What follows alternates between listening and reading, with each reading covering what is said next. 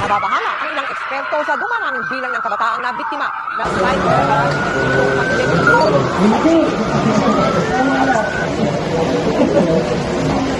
Boy, yung mga mag-picture na bakla, picture na.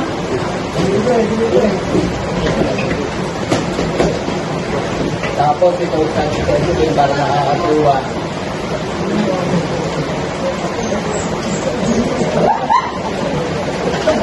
Boy, magpupuso ka doon sa tungkol sa dalawang bakla. Dito, kaya kayo ha.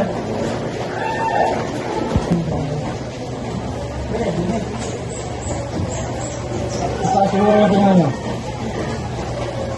Bali lang yan. Ito. Ilan na nakuha? Boy, mag-connect na kayo. Siyempre, dumaan rin sa akin. Mga bakula, mga kalpulipul na. Gawin mo na. Pamilya may gas pa. Hindi naman dumaan. Sorry na.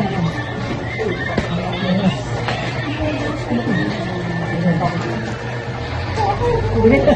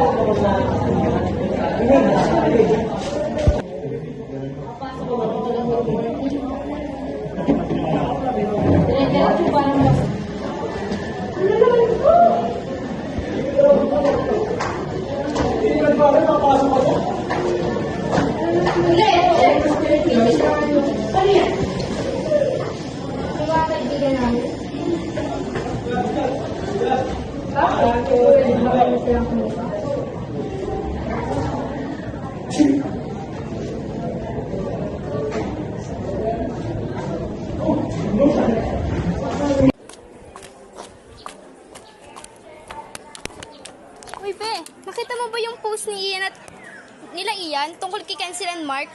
Tingnan mo, grabe na yung paninira at pambubuli nila. Grabe si Ian. Kung ano nung pinopost kina Mark at Cancel, hindi naman... Mga te, nakita niyo ba yung post ni Ian? Sinisiraan kayo. Ha? Ano ba to? Ano bang ginawa natin sa kanila para gawin nila sa atin to? Hindi to May pwede. problema ba to sa atin? Hindi na to pwede at ginagawa natin katatawanan. Ano, gusto niyo sumpunan natin sila? Hindi natin to pwedeng palampasin. Wag muna, kakausapin ko muna siya bago tayo magsumbong.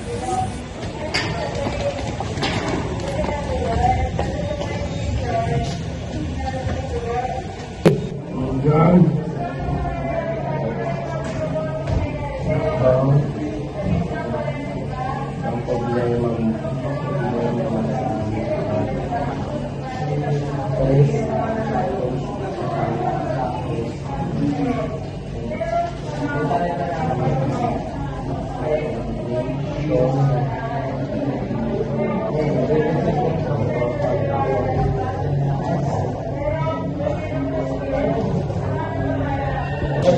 Wala lang.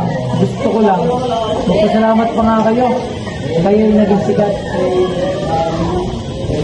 Ano bang ginawa namin sa'yo para gawin mo sa amin to? Kala mo nakakatuwa ka. Tama yan. Namadala na yan. Hindi siya nakakatuwa eh. Dahil sa nangyari, tuluyan na ngang napahiya sina Cancel at Mark sa mga tao. Hindi na sila makatingin dahil sa sobrang kahihiyang nangyari sa kanila. The end.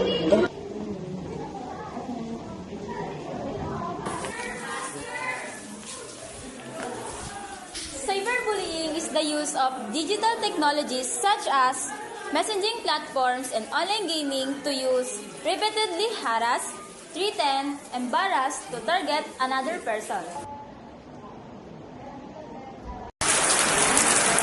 Cyberbullying is not just an online teasing.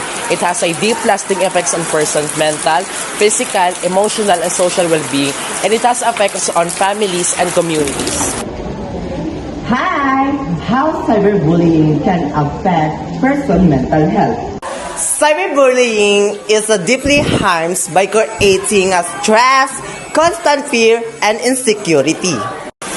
Victims often develop a depression, anxiety, and low self-esteem, as a hurtful message and comments make them feel worthless and insulted and ashamed.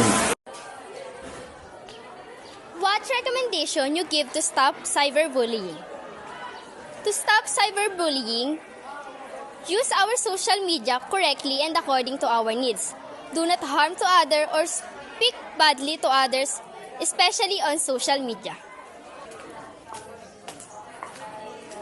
We never know what impact our action might have on others online, so remember, use our social media correctly and responsibly. Thank you. Tapos ito ang schedule para nakakatuwa.